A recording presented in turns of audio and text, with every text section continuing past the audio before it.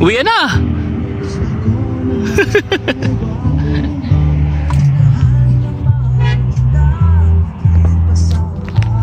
Uwi na tayo.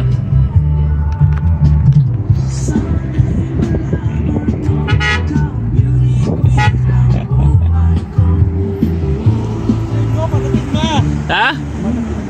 Oo, nagpasahan na eh. Malapit na nga. 110. Uwi na tayo. So, pauwi na tayo ngayon. Uwi na muna. Ngayon ay 6:35. So, uwi na ulit tayo ngayon ay Thursday. So, tomorrow will be Friday.